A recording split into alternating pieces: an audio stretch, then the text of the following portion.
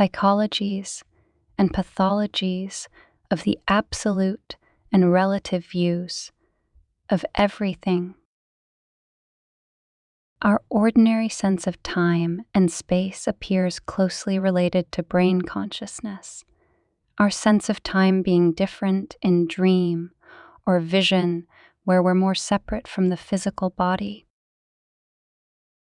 Usually, what we're conscious of in the brain is mostly confined to a narrow part of the present life with little or no vision of distant past or future. People sharply divide time into past, present, future, and often with compression into a dense material now of eat, drink, and be merry. There is usually no prophetic sense, no sense of timelessness, no consciousness of the vast sweep of evolution to disturb the illusion of the material now. There is practical benefit in the sense of timelessness.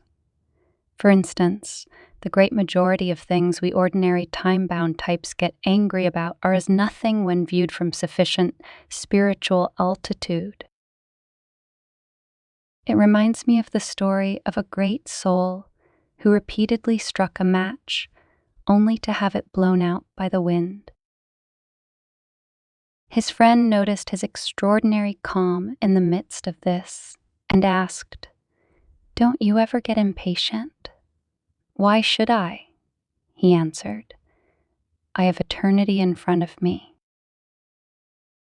But our sense of the infinite is often not strong enough to release us from bad habits and unhappy reactions to people and circumstances. Moreover, even our spiritual aspirations add fuel to the fires of our problems. Whether from spiritual aspirations or more material motives, the relativistic part of us is imbued with a sense of urgency and dissatisfaction with things as they are.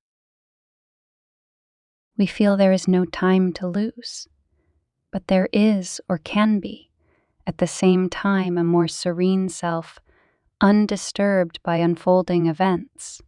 It is that self that is touched by the timeless. In one of his poems, Robert Browning writes, "God is in his heaven, and all's right with the world." Many mystics down the ages have voiced a similar spiritual impression. The mystic says, "Time does not exist, and we have all the time in the world." Yet the practical self rightly deals with urgent issues.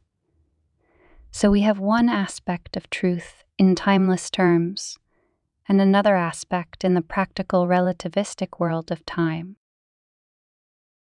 Overemphasis on the relative or the timeless yields different pathologies, but health must be in a balance. After repeated attempts, we are impatient when the match fails to light.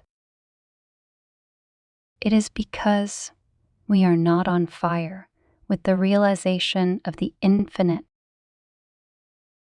If we live too much in the urgency of the moment, we fail.